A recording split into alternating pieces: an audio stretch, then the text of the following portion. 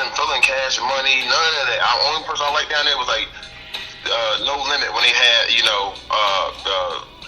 Silk the Shocker. I like Silk the Shocker, but I didn't listen to no down south stuff. So when he put BG on the drum and he had and that beat and he just rocked it out, I was like, damn, I like this drum. So I'm gonna say H and not C. Hold on, man. How you not gonna like Silk? You said you like Silk? You said you like Silk? You didn't like Silk? Come on, man. Juvie was that work, I wasn't man. down with the what's the twins' name down there? Oh man, Kane and Kane and Abel. All the people behind that that's pretty Source garbage. magazine with the cartoon backgrounds. With the Mr. Servon. No, I'm cool. Servon, man. Yeah, I remember that dude. That's funny. Oh man. Charles, what about you, man? What's your favorite work? I mean, if you guys want to just shout out songs, that's fine too. But your favorite stuff from his catalog, man. Man, I'm probably actually gonna go as far as his solo work. I'm gonna go with honestly, I'll go with Albert Einstein. That may be a controversial choice, but I really felt like that was like one of the rawest albums like in the past decade, and I felt like P really kind of just went all out on that album with the storytelling, the gangster rap, everything. He showed a little bit of everything on that, and I think it's a complete album. I mean, there's people can argue me down, pick other things from his catalog. I won't even put up a fight. But you ask me personally, I'll go with that one. I salute that one, man. I can't say it enough. That is a great album. I mean, probably the best thing he did after, Mobb Deep. Right. For me, of course, like Hello Nerve, I said it's probably my favorite Mobb Deep album. But I'm gonna go after Mobb Deep. You know what I mean? I really like the Hold You Down collabo with ALC and Nina Sky. Yeah. Man, I'm telling y'all, man, play that song today, man. It holds up very well. Oh yeah. And it does. It's like a club banger, and it's also like a gangster joint at the same time. Yeah. That, all angles. All angles. That track is hard. Was doing with LG. Mm-hmm. Yeah. I liked it because his braids was like totally not. It's like he didn't get his braids done for like 2 months. He was out there like I don't care. You know what I'm saying? It was like his braids was nappy. It was like they was half done.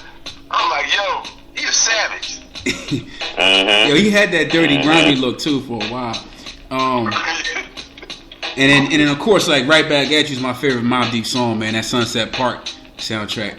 Yeah, you're right. That joint is heavy, man. Yeah. I mean, like they were so hard and grimy, and Charles said this earlier. They weren't trying to brag. Like you looked at them and they looked like we're not enjoying this. You know what I'm saying? We kicking reality rap. Yeah, right. It's like MOP. I feel like MOP was like that too. Same. Like, we just showing y'all what it's like. Well, we the mash out posse for a reason. Right. Yeah. What about you, so man? It made me not want to go to Queensbridge ever. Let me tell you, before Zoe goes. I'm cool on that.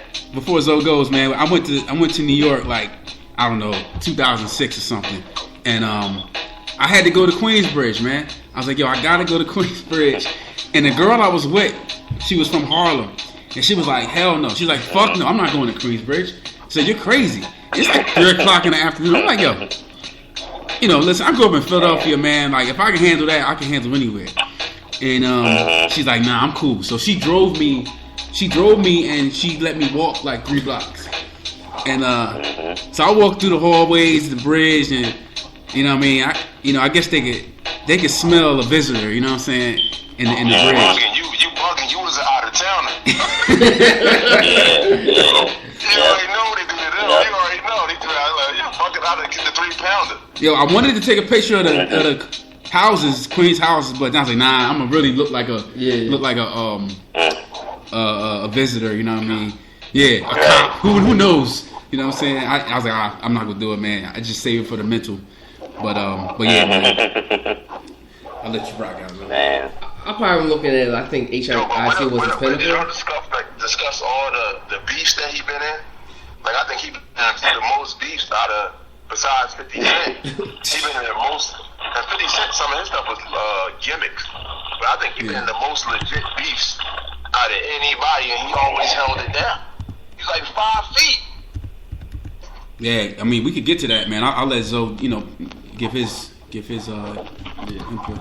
I'll probably go with HIC. I think that was his pinnacle. But like Charles saying, Albert Einstein, I was just rocking out to his coming down here, and just like the chemistry between him and Alchemist, though. I mean, of course he has that chemistry with Havoc, but I mean, if there's a B side to who he can rock out at any given time, definitely ALC. But I think HIC, I think we saw the rawness of him. Right. All 4 aspects, which you saw with him and Havoc, but now this is who I am. You know what I mean? He came out with Keep It Thorough, which was like the anti-radio single, and he made that a banger. He made that, you won't play this on the radio, you know what I mean? Right. And I think one thing I like about Pride, he was lyrical dude. He wasn't like metaphorical like a Nas or a Ho, but like he was so vivid in his writing now. Right. You know what I mean? Like he was blunt, but he still drew those pictures like, oh, right. You know what I mean? I envisioned Queen Bridge. I'm like, man. You know what I mean? I don't want to go there. I was the only dumb. Like I remember when I saw the Hell on Earth video, I'm like, oh shit. right. I'm safe up here. You know what I mean? Right. Yeah, and I will say, Prodigy, I give him the crown, man. He the only dude to come at Tupac like that. Oh yeah. I ain't mean nobody that came at Tupac like that. Nobody. While he was alive. You know what I'm saying? Yeah. And it's crazy, man. I don't think I could ever listen to Hit 'Em Up again because, that now it's real eerie because in the song, Pac says, Biggie, I'ma bury you, basically. So Biggie dies, and then Pac says, I'ma go all out, even if I gotta go out. Yeah. He's dead, and then at the end of the record, he goes at P, like, you got sickle cell, you barely breathing. And it's like, and then P died. So out of respect to all of them artists, I don't even want to hear that no more, man. You know what I mean? Like, I don't think I can ever bang that again. That's it. And all those beats. I mean, once Pac died, that was all over with anyway. And it was just like, I mean, it was supposed to be all over with anyway. He was supposed to he wanted to dead all that prior to his death. But with the One Nation. With the One Nation, Afro East and all that stuff. I mean, he did it with Nas beforehand. But man. I mean, he was dead by the time Drop a Gem on him came out. Right. Mm-hmm. And they kept it on there. Like, nah. Rest in pieces. Like, nah, man, we gotta get you. We gotta get you. You probably don't even remember, but I remember, like when Pac died, people thought their name was swirling around that they did it. Mm-hmm. I know. Think the Mobb Deep might have had something to do with it. Yeah. I'm like. Mm-hmm. That's how real. That's how serious it was on the music tip. That whole East Coast West Coast thing got way out of hand back then. Way out. But yeah, man. P had as many beats as any of the top rappers at the time did, man. Like, I mean, a lot of people came at him. He came at other people. It was just, P had a tumultuous career, man. Like, I mean. But then all rappers who hit that platform like that usually have those kind of beats. Nas, Jay-Z, Biggie, Pop. And he kind of had beef with everybody except for Biggie. Even with Nas at a certain point. You know what I mean? Yeah. Like him and Nas. Him and Nas had some stuff, but I think the Queensbridge legacy is crazy in itself.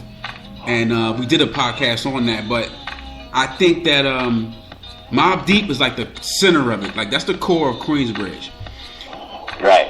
You know what I mean? Even if Nas is kind of like the head of it, but the core, is Mobb Deep. Yeah. And also, Nas and Mobb Deep did some great songs together, man. Like, I was listening to Live Nigga Rap recently. It was written. Man, that was another classic feature or whatever. That was a great song. Shoot, I'm gonna let Armand go on his Nas rant real quick, man, cause he ain't been feeling the ball lately, man. Nas, yo, listen. But listen, I'm not speaking from emotion. And B, you know, I was like the biggest Nas fan, still is. Like his music, but I think Nas is a hater. I think I've been looking at, like, I've been doing the research too. I'm like, yo, he has so much beef with so many people, and it's like they say the same thing from Cormega to Noriega to Prodigy to AZ. You know what I mean? Ali Vegas is like, yo, he's a hater, and I think even when he dissed P, he never came back at him when he dissed him, because he dissed P hard on that Destroy and Rebuild jump, and it was like kind of unwarranted because he was going at everybody. He was going to Noriega, he was talking. He went on the radio station and talking about people, and I think that I see why he always came out with Brave for us, but he got with Damian Marley. He didn't do it with like AZ or come out with people that like Niche and them. I don't know somebody that was on his level. Like, you know how Nation used to get on tracks and Nas, he was like, I don't know who doing better. They both. You know, then he used to do the same with AZ. Stupid. They got stupid on this joint. So he do stuff with Quan, Jungle, Nation, and he pushed that. But he like, yo, you got P and all these people right here. You be like kind of hating, and Cormega and all them. So I'm like, yo, I look at him a little different now. And he ain't come to the funeral. I don't care what show you had and where you had to go overseas. Like, if we doing, like, if Brandon my man and you my man, like, yo, I gotta cancel that shit in London. I gotta be in London. Listen, I'm Nas. I come back the next day. I'll be there later on the day, but I'm gonna pay my respects. You know what I mean? So when he did that, I was like, and I guarantee you, I ain't the only person thinking like that. I know people are like, yo, this boy, he a nut. He a great artist. Yeah, I mean, great dude, but sucker.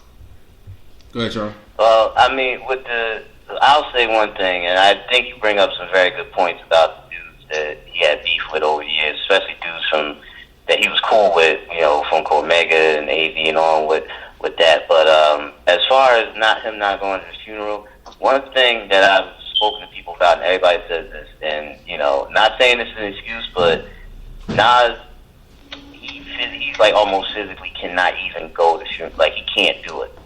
He just gets completely out of sorts. He had to be dragged to his own mother's funeral. He didn't even want to go. Charles. I was thinking the same thing. Go ahead. I'll pick you up, but go ahead. Yeah, but he basically, like, he didn't go to Big's funeral for the same reason. He can't, like, nobody likes to go to funerals, but it's with him, like, he can't emotionally handle it. Like, they said he had to be dragged to his mother's funeral because people was like, yo, that would be wrong if you didn't go. But he just can't do funerals. You know what I mean? And nobody likes to, but he just has like almost a phobia of it. He just, you know, he can't stand to see people laying in caskets and things like that. Armand has a good point. And Charles, I thought about the same thing because I got family members. You know, when my father passed away, like, it was people that didn't come, and then, you know, there was issues with that within our family, and I talked to people on the side about it, and they explained it's just what you said, like, we all grieve differently. Yeah, we all grieve differently. You know what I'm saying? And at that time, I was a little younger, so I wasn't trying to hear that. Like, you didn't come to my father's funeral, like, kick rocks. You know what I'm saying? But I get a little older, and, you know, when the spirit leaves the body, you know, a dead body is a dead body. You know what I'm saying? You know, you can grieve in your bedroom. You know what I mean? Yeah. And who's to say that's not right or wrong? You know what I mean? That's just how you do it. So yeah, we don't know what that man is dealing with in his mental as far as Nas is concerned. But I will say, to Armand's point though, I mean, it seems to have, and this is we're not going to get on Nas too much. This is Prodigy, but it seems to me that he's had a character flaw throughout the years with people that are, you know, that could rival on his talent level. Yeah. And he gets a little insecure with that. Yeah. You know, hence to why you don't have an AZ album. Hence to why we don't have more stuff with the Firm. You know, hence to why we don't have more collaborations with Nature and Cormega and Noriega. And he'd rather work with people that are under him or a whole different genre like Damian Marley. Yeah. You know what I'm saying? And I think it all kind of intertwines together, man. Yeah. But before we close on out, man, you know, I'll let Zoe and Armand take a stab at it because me and Charles kind of like went to this thing in the beginning. But you know, his legacy, man, to y'all too, man. You know, what do you think it'll be? What do you think it'll be in the future?